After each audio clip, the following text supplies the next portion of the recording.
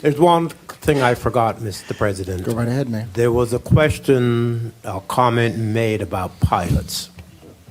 And I know that over the last month or so, we spent an inordinate amount of time explaining pilots and why pilots are good for any municipality, not just Plainfield. We're not the only ones that are doing it. But, you know, I can take you back to the 5-acre parcel that was at the corner of South End Parkway and Grant Avenue. A 5-acre lot that was blighted, where it was a harbinger of crime, and we were able to enter into an agreement with a developer that brought 90 units of workforce housing there, as well as a commercial development known as ABC Building Supplies. And people could ask, so why did you give a pilot? Why didn't you have taxes based on the assessed valuation of the property? The fact of the matter is that project would never have been built if we had insisted that the developer pay conventional taxes. The 5 acres would still be there today, blighted, a harbinger of crime as it was for decades. The same is true of the many different lots that you see across the city. So we could provide Excel spreadsheets that give a comparative analysis between the taxes that we are collecting today with no development based on the assessed valuation of the property. We could provide that. What are we collecting today? And what would we collect over the next 30 years if no development is made on that property?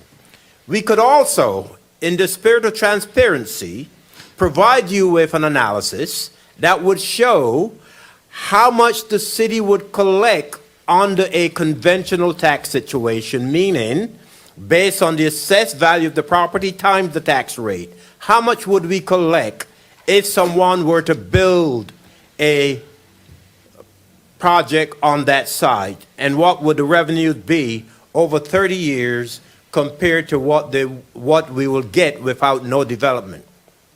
We could also show you, based on a pilot over 30 years, how much revenue the city would collect under a pilot situation. So we can give you the three pieces: no development, development under a conventional tax situation, development under a pilot situation. The fact of the matter is, under a conventional assessed tax situation, the project will not be built.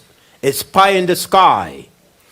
Under a pilot situation, the city will collect significantly more revenues than we otherwise would collect if the project were not to be developed.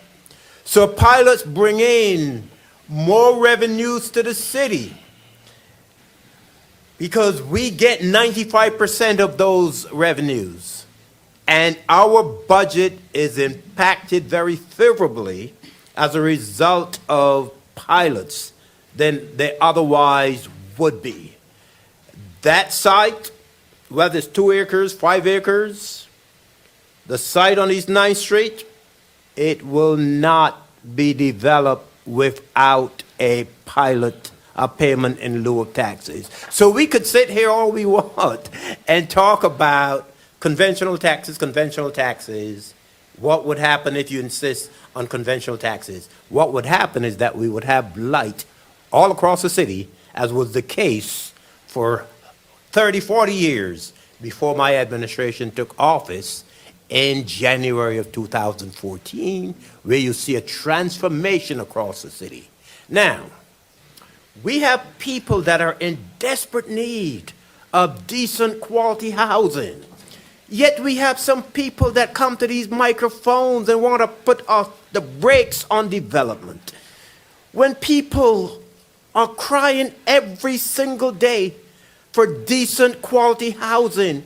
Yet we have people that are saying no. Folks don't deserve to live in decent quality housing. Let them remain homeless. Let them just fend for themselves.